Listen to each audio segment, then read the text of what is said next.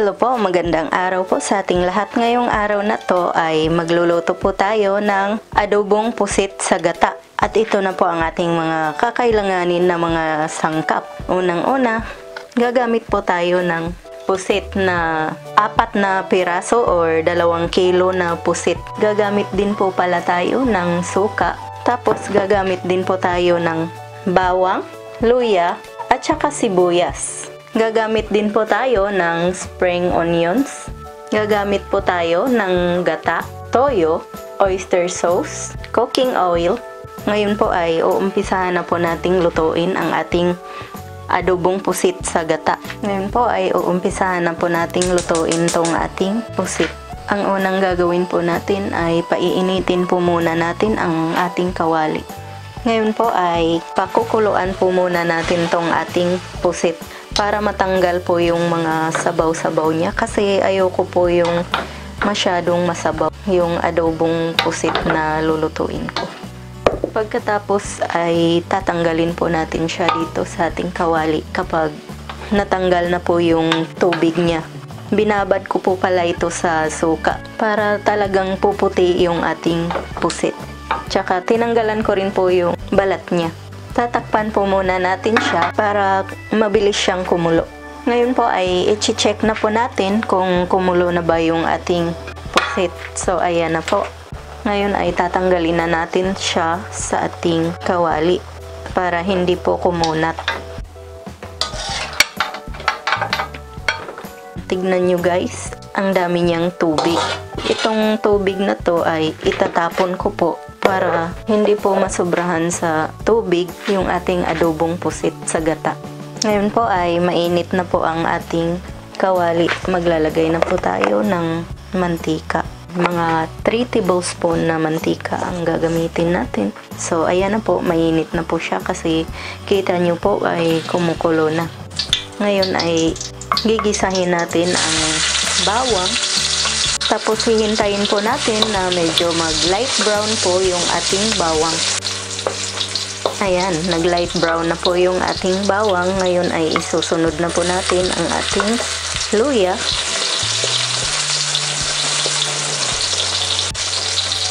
Pagkatapos po, ngayong lumabas na po yung amoy ng ating luya at saka bawang, isusunod na po natin ang ating sibuyas.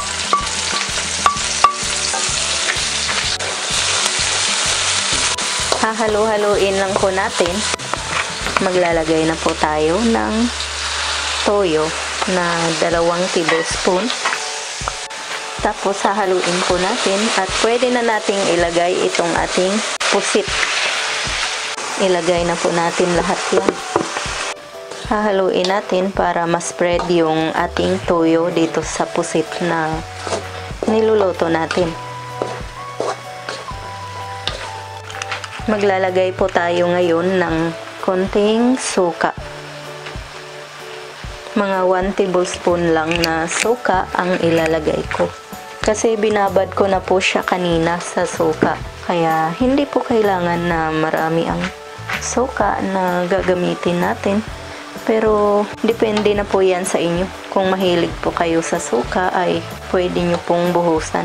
Tatakpan po muna natin habang hinihintay po natin na medyo kumulo yung ating nilagay na suka.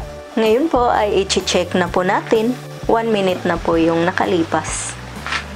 Maglalagay po tayo ng oyster sauce.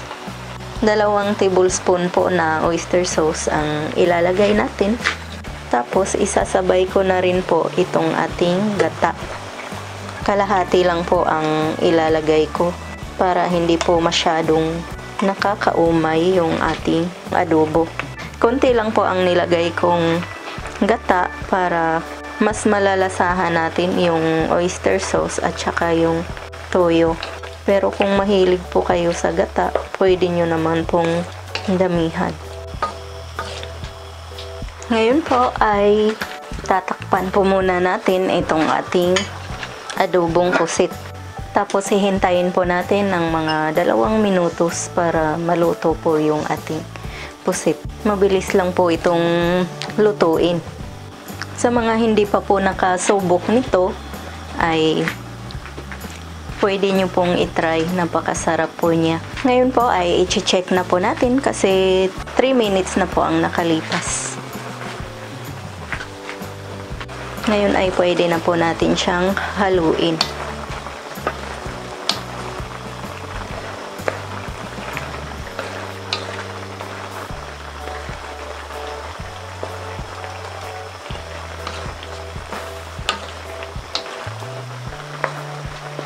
Pwede na po nating ilagay ang ating spring onion. Yan. Hahaluin natin.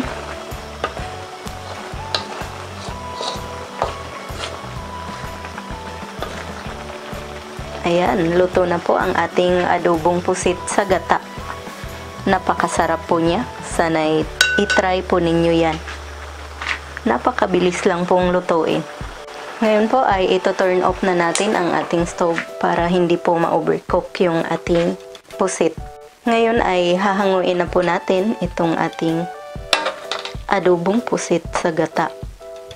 Yan, napakasarap po niya.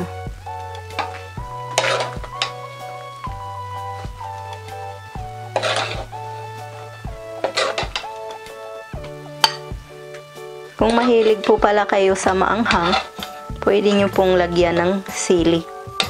Masarap din po ito pang pulutan. Sa mga umiinom po dyan, itry nyo po itong resepeng to.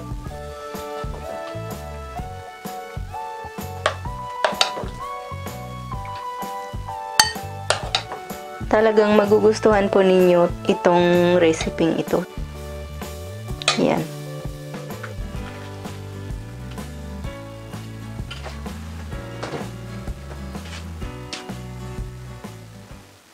Ayan na po ang ating adobong pusit sa gata. Sana po ay subukan nyo ang resepeng ito at sana ay magustuhan po ninyo. Maraming salamat po sa inyong panonood. Ito po ang inyong Ate Mayang na nagsasabing, mabuhay!